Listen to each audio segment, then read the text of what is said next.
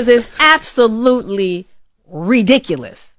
You know what I'm saying? And so all you have is you just got to laugh about it. I saw a guy on the internet the other day who said he used to be your security guard, who said that when you were dating J-Lo, Will Smith and Jada tried to pick her up on a you were going to beat up Will Smith. Is that true?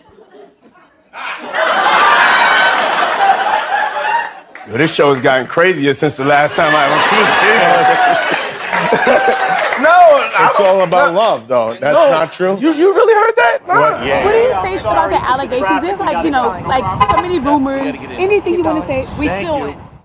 You aired that last interview of me tearing Jada to pieces. That was insane. Yes. I felt uncomfortable because I was like, I don't know what this beef is. Yeah. Well, You called her a dope fiend. Yeah, I called her bald-headed. Jada Pinkett Smith is back in the headlines once again, but this time the conversation has nothing to do with red table talk or the long-running public discussions about her marriage. Instead, social media is buzzing with far more serious claims. Online chatter is suggesting that her connection to Diddy may have gone far beyond friendship or industry circles. Some are alleging she acted as a so-called handler, someone who helps shape narratives, quiet certain voices, and keep damaging information out of the spotlight. Now that Diddy's public image and legal situation appear to be unraveling, Jada's name is being pulled directly into the storm. People are being urged to follow the story closely, because according to those pushing this narrative, the deeper you look, the darker it seems to get. Many are saying this moment didn't come out of nowhere, but instead is the result of years of whispers, old associations, and unresolved accusations that stayed ignored until federal attention allegedly entered the picture. Just wanted to feel good. It had been so long since I felt.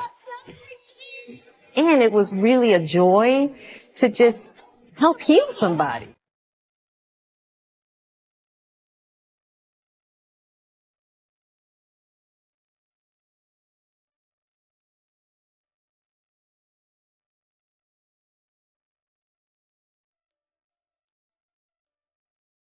Here, and I'm dropping evidence, period. You said I extorted you. You said as a money shakedown. You said a lot of things about me, and you know that the things that you said were untrue. Let's get into a little bit more of it. Jada runs Will. Right. And it's nonsense. And this is a person that tried a shakedown, a money shakedown that didn't work. We're going to take legal action. As the pressure surrounding Diddy intensified, the internet shifted into full chaos mode. That shift came largely after Gene Deal began speaking publicly again.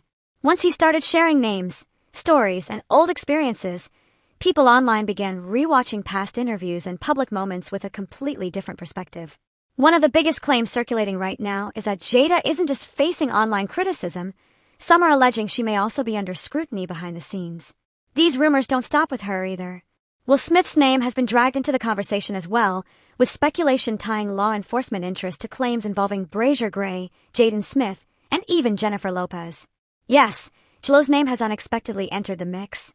According to the story being pushed online, during the time Diddy was dating Jennifer Lopez, he allegedly believed Will and Jada were making inappropriate moves toward her.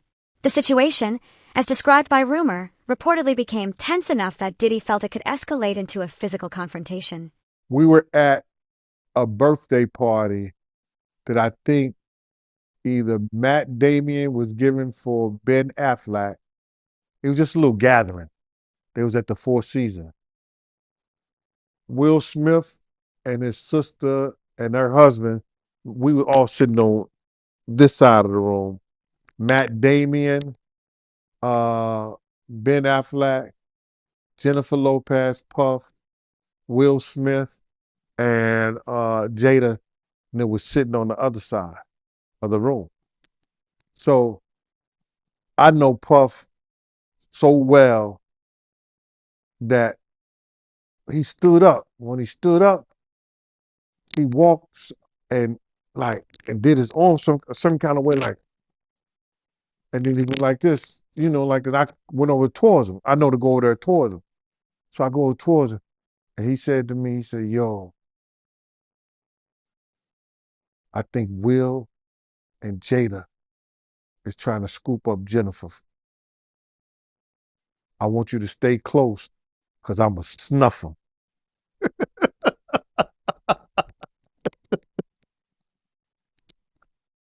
I said to myself, Will Smith gonna beat the shit out you. I could move slow enough that Will could probably get 2 or 3 punches back in.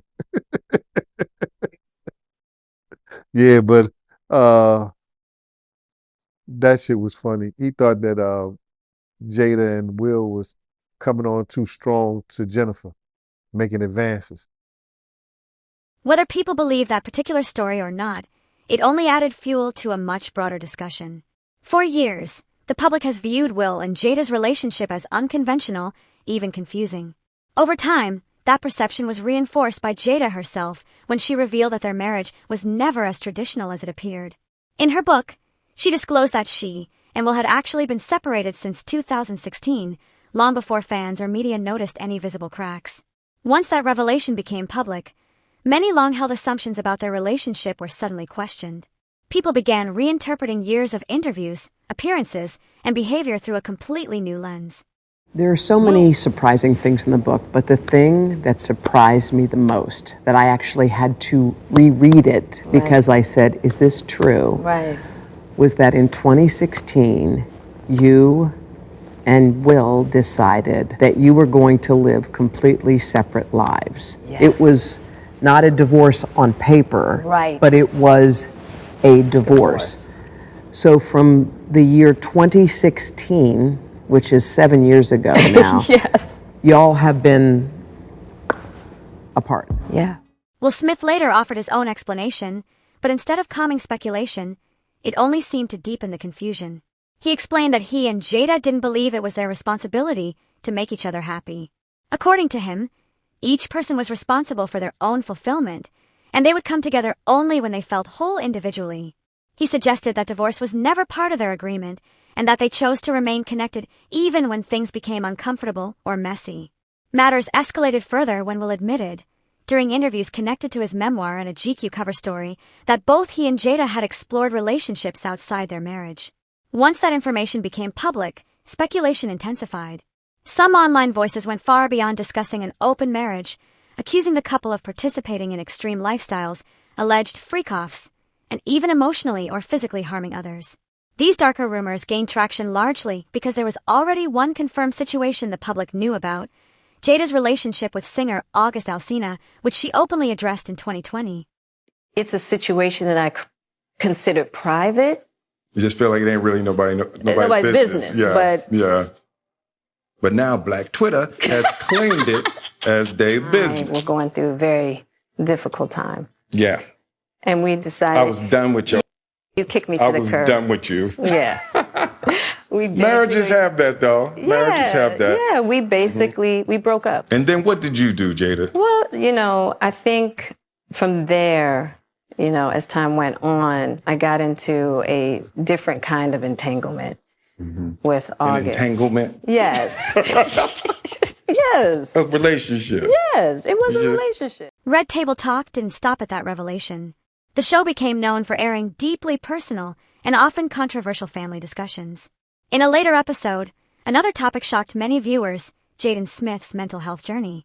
Jada shared that during her struggle with depression, she introduced Jaden to alternative mental health approaches. Jaden later explained that he became curious and began researching plant-based therapies that some believe can support emotional healing. In this context, those therapies referred to psychedelics. That admission triggered immediate backlash. Critics accused Jada of exposing her child to substances at a young age. The controversy grew stronger because Jada herself has spoken openly about using these methods and credited them with helping her through an extremely dark period in her life. Everybody knew that I was very unhappy, but just couldn't figure out why.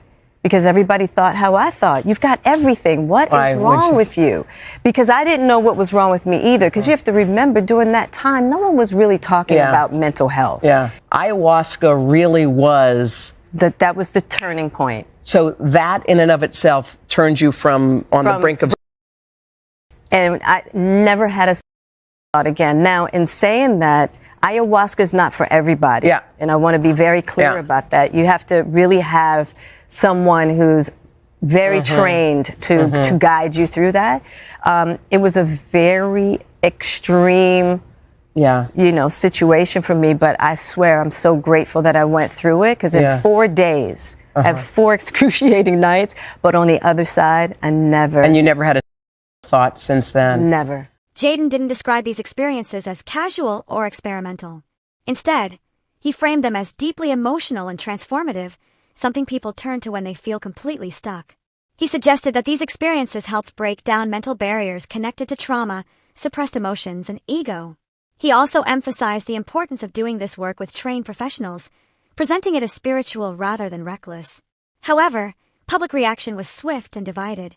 While some heard a story about healing and growth, others focused solely on the substances involved. This is where online speculation grew darker.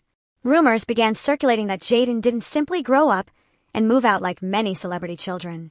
Instead, people claimed he allegedly distanced himself legally and personally from his parents. That rumor sparked one major question across social media. What would push a son to completely sever ties with his own family? What are you saving for? I'm gonna buy my parents' house. You're going to buy your parents' house from them? From them, yes. Okay. Will they then stay there with you? No, I'm gonna give them a little apartment.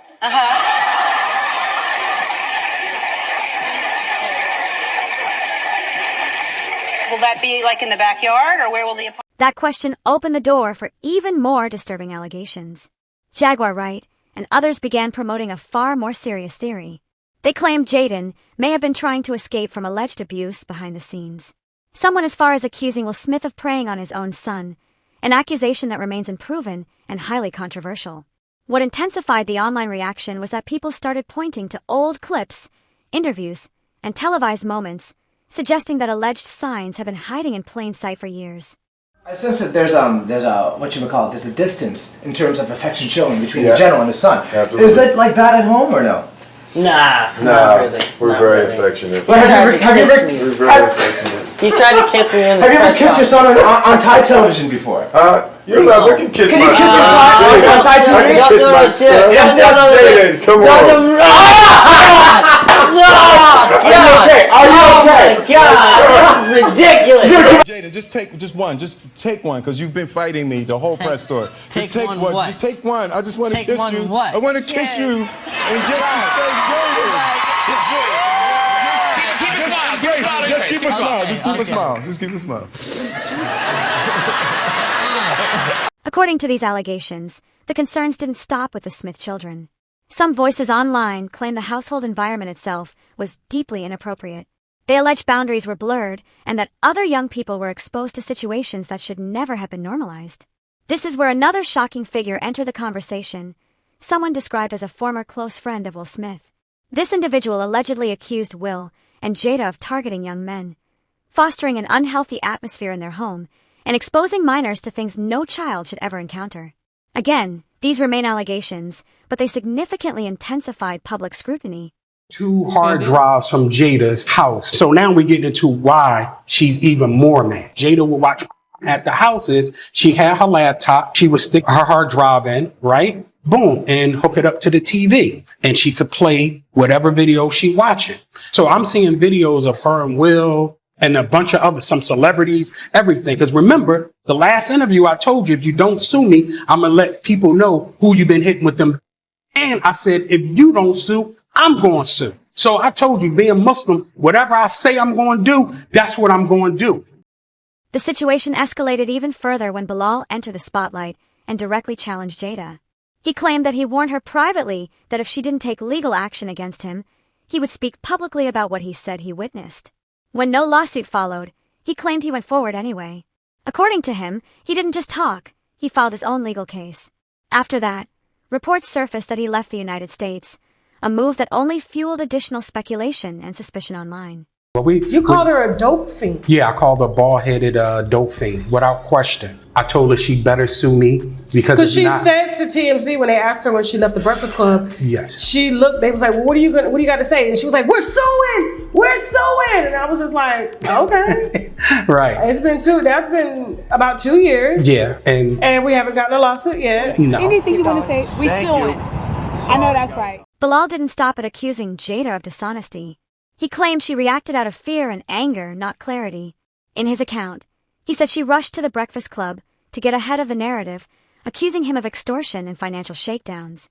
He argued that she did this while allegedly admitting she didn't yet have all the facts. This final chapter left the public deeply divided, with some questioning his motives and others questioning hers, and the controversy has only continued to grow. Because it's absolutely ridiculous. You know what I'm saying? And so all you have is you just got to laugh about it, you know? And it's unfortunate because... Did he ask you, like, do I look like I give off bottom energy? He was like, do you believe this? He essentially framed the situation as Jada putting both herself and Will in serious legal jeopardy by making bold, public accusations that he claims were never backed by real evidence. According to him, she spoke too confidently, too publicly, and without solid proof, which in his view only made things worse. He later claimed that her attorney sent him a cease and desist letter in an attempt to silence him. Instead of backing down, he says he escalated the situation by reporting that attorney to the state bar. That move allegedly turned what was already a tense situation into an even bigger legal mess, drawing more attention rather than shutting it down. Because of some business that they had, and I don't know the complete details about it, but that's about to come out because, like I told you, about to take legal action. Right. You should. Yeah, no, we are, for sure. I was asking how's Will dealing with it, you know, with... Oh. Does he laugh it off? Release a statement. Will, here's one good thing about Will. Will's always going to find the funny. I figured that. Yeah, he's always going to find the funny. You know what I'm saying? And so... y'all laughed at the... The most disturbing part of his claims, according to him, involved Jaden. Bilal alleged that there were serious and troubling issues connected to Jaden that directly influenced why Jaden allegedly sought legal independence at such a young age. Once those statements were made, many people stopped viewing the situation as simple celebrity drama or gossip. Instead, it began to sound like something far more serious, possibly involving real harm happening behind closed doors rather than just emotional dysfunction. One being Charles Austin, a.k.a. Charlie Mack, the federal informant. And he reached out to me through a friend, right? One of my best friends. Charlie Mack, are you one? Is that the one that I believe, and I want to say allegedly, okay? Everything's alleged, even my name's alleged. It was alleged that he had touched Jaden, Will Smith's Charlie Mack, his best friend. Yeah, that's been a... As these accusations continued to pile up, people online began saying this could explain why Jaden allegedly pursued emancipation in the first place. Not because he wanted the typical freedom that comes with fame or wealth, but because he wanted distance, space away from a situation he may not have felt safe in. Bilal claimed that while he couldn't reveal everything publicly due to ongoing legal matters involving Will and Jada, he still planned to expose more details through writing in the future. The most shocking allegation he made was suggesting that Jada may have tried to have him silenced permanently simply because he was speaking too openly. He compared it to how people claim Diddy dealt with individuals who became liabilities. When I pull up to my apartment in Columbia, there are a bunch of guys with two guys with black pants and white shirt, Scientologist outfits, right? Not saying they're Scientologists, who knows, right? And then there was another guy who I found out to be a private investigator, and they were by my house. So I told him to drive past, right? So he drove past, he parked. And I'm like, damn, why are they in front of my house? But the crazy thing before that, somebody sent a picture of the front of my door in my apartment and texted to me from a number. Fast forward to the present moment. With Diddy now behind bars facing serious charges, public attention has widened. People aren't just focused on him anymore. They're examining everyone who stayed close to him for years. Jada Pinkett Smith's name keeps resurfacing in these discussions, almost as if it refuses to fade away. According to Gene Deal, the reason her name keeps coming up is because there's a belief that both Jada and Will may allegedly be connected to some of the recordings Diddy reportedly kept from his so-called FO nights. Gene claimed there is one specific tape circulating that allegedly shows Diddy with another man, and rumors suggest that the second person could be an A-list celebrity. From there, Gene began thinking out loud, asking who in the industry could be more powerful or influential than Diddy. He mentioned names like Will Smith and Nick Cannon, while admitting it's difficult to narrow down because, in his view, the list of black A-listers with more power than Diddy is relatively short. Guys that are A-listers that's bigger than Diddy is only one that I could come up with And there's a few I could come up with. Will Smith, he's bigger than Diddy. I would think Nick Cannon is bigger than Diddy. Who else on the black that are black actors or black in the business that's an A-lister that's bigger than Diddy? Gene then pushed the speculation even further. He suggested that if the person on the tape truly is a top-tier celebrity, it might not even be someone from the hip-hop world at all. He reminded people that Diddy didn't operate within just one scene. He had deep access to Hollywood's elite as well. Gene referenced a Rat Pack-style inner circle, though he avoided naming names directly, saying he didn't want to be attacked again for speculation. Still, his comments made people side-eye the Smiths even more. He didn't describe Will and Jada as outsiders looking in. Instead, he portrayed them as insiders, attending the same private parties, entering the same exclusive rooms, and moving within the same powerful circles where people allege things happened that never saw public exposure. According to him and others, this wasn't casual celebrity networking. It was a tightly controlled environment where certain behavior was protected, hidden, and normalized. Then Gene raised another uncomfortable possibility. What if the person on the tape isn't black at all? He said that would still make sense, given how far Diddy's connections extended beyond hip-hop and into high-level Hollywood. And I don't even say their names, but they said I got their names wrong that last if this person time. really is a top-tier celebrity, it What's his might name? not even be someone from the same hip-hop circle. He pointed out that Diddy didn't just run with one group. He had access to Hollywood's elite, too. Guy, he mentioned that Leonardo, Rat Pack-style crowd, but avoided saying names too confidently because he didn't want to get dragged again for mixing people up. But I heard that that's not only the tape that's being shot. There's some other tapes out there, other people. That's when Gene mentioned the name that made many people pause. He suggested that if the individual was younger, extremely famous, and not black, Justin Bieber could be a possibility. Once that name entered the conversation, the discomfort intensified. People began pointing out that Bieber, Will Smith, and Diddy have all occupied the same elite industry spaces at different times. Suddenly, the internet started drawing connections no one had asked for. And just as the speculation peaked, Jaguar rights allegations re-entered the spotlight and shifted the entire tone. Jaguar has long claimed that Jada's influence over Will wasn't just personal or romantic. In her view, it extended into deeper power structures, the same elite circles Diddy allegedly operated in. She describes these spaces as environments where behavior that would horrify everyday people is treated as normal behind closed doors. When she revisited the Chris Rock slap, Jaguar said she didn't believe Will simply snapped. She claimed he initially laughed like everyone else, but everything changed when Jada reacted. According to Jaguar, that moment flipped a switch in him and the rest unfolded instantly. Dwight? If he's bigger than Diddy, and he's not none of the names that I said, probably so. Jaguar doesn't make one accusation and move on. She repeats the same core message consistently. In her opinion, this level of chaos only exists in elite circles where rules don't apply equally. She believes figures like Diddy don't last for decades by chance. They last because they're protected. And she insists Jada wasn't an outsider in that world. Jaguar paints her as someone who moved comfortably in spaces where behavior that would shock ordinary families was excused as growth, expression, or lifestyle choice. Then Jaguar referenced something that made many people stop and reconsider. It wasn't a rumor or a private story, but something she claims appeared publicly online. She treated it as visible evidence that boundaries were never respected in the first place. Something didn't make him snap anything. He laughed at that bad joke that Chris said like everybody else. And then Jada looked at him and it was like the Manchurian Candidate. Not the Manchurian. Not the Manchurian. God damn it. Is an angle most people have not seen. Look at Jada's reaction.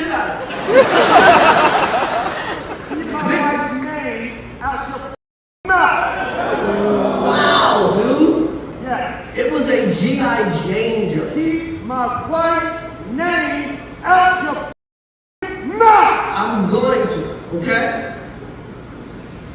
So I can go. That was the greatest night in the history of television. Okay. So we are here. Y'all know what happened to me. Getting smacked by Suge Smith. Everybody nose. Yes, I got smacked in the Oscars by this mother. And people like, did it hurt? It still hurts. But I'm not a victim, baby. You will never see me on Oprah or Gail crying. Never gonna happen. I couldn't believe it, and I love Men in Black. No. I love Will Smith. I have rooted for Will Smith my whole life. I root for this. Okay? And a lot of people go, Chris, how come you didn't do nothing back? How come you didn't do nothing back that night? Because I got parents. That's why. Because I was raised. Okay? And you know what my parents taught me? Don't fight in front of white people.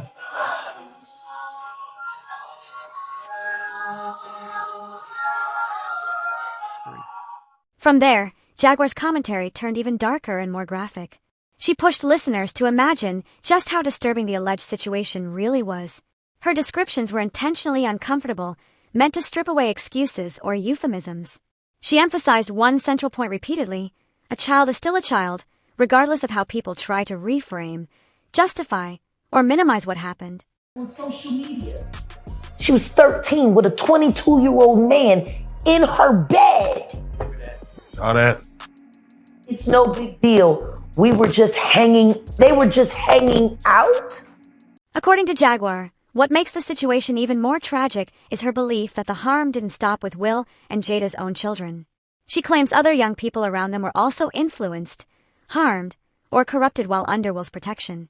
In her view, the most frustrating part is that she doesn't believe Will has taken responsibility for any of it. She argues that until he makes things right with every young person affected, the story remains unfinished. She repeatedly brings up names like Brazier Gray and August Alsina, while also circling back to the lingering questions people have raised about Will's own son. That could be his Saturday night in LA. So. And he's up in your daughter's bed. Yeah. With his shirt off, frolicking. After that, Jaguar shifted from individual stories to what she sees as a pattern. She described a recurring cycle: young men who get close to Will and slowly begin to change. She pointed to visible personality shifts, strange public moments, emotional breakdowns, outbursts caught on camera, and behavior that appears unstable. In her opinion, these aren't random celebrity struggles. She frames them as warning signs, the kind that often follow trauma. Has anybody seen Bilal? Come on. I asked him. Didn't I ask for him last? Come on. Where's Bilal? Is he missing with Cuba? Have they all moved to Bali with Russell Simmons and Kevin Love? Jaguar focused heavily on Brazier Gray, and this is where her tone became almost emotional. She said the saddest part isn't just what allegedly happened to him, but that she believes he's still seeking validation from the same industry that hurt him. She predicted that the system will continue promising him a comeback next year, or soon, just enough to keep him quiet and compliant. She made it clear she doesn't trust those promises at all. She issued a heavy warning, saying that if anything happens to him, no one should act shocked because she claims she's been raising alarms for years. She also publicly acknowledged Morad Morelli, saying she respects his commentary because she believes his perspective as an SA survivor allows him to recognize patterns others overlook. Guys do weird things in their house, and young men have left their house screaming to get away from them in their mentorship. Meek Mills, Bashir Gray left that house screaming. August the only one that stayed, and I guess he was really sick. He needed a dog. And that was they kids' friend. Jaguar also claimed she tried to intervene privately. She said she attempted to push people away from dangerous influences and encourage safer paths, but she believes those efforts were blocked. Her accusation is blunt. She thinks money and image mattered more than Brazier's safety or mental health. As she continued speaking, her conclusion became clearer. She doesn't believe any of this was accidental. In her view, it was allowed, enabled, and protected. Diddy for what Will and Diddy did to him. With Jaden and Justin present, that tape exists. In Jaguar's version of events, Diddy was never acting alone. She describes an entire system surrounding him: parents, executives, mentors, celebrity families, and powerful insiders who allegedly created access, ignored warning signs, and normalized harmful environments. She's very clear about where she believes Will and Jada fit into that picture. She doesn't see them as victims or passive observers, but as insiders trusted enough to stay close. That's what makes the story even more disturbing. Because if even part of these allegations are true, then it wasn't just one man operating in secrecy. It was a network of powerful people protecting each other while the damage continued. So the question becomes, is Jada truly being exposed, or is this another distraction meant to hide a deeper truth? And will Jaden and the others ever see real accountability? Share your thoughts below and subscribe for more. Star for television when the truth is she wasn't nothing but a dealer's. That's all she ever was. She went from dealer to dealer, and then she snitched on whoever she needed to snitch on until she could get to the bigger bag, until she got with Harry Lair, my friend who raised Bashir in $1 million home. Your whole book is lies, Andy, and I hope anybody that bought it asks for a fucking refund and demands it comes out of your pocket.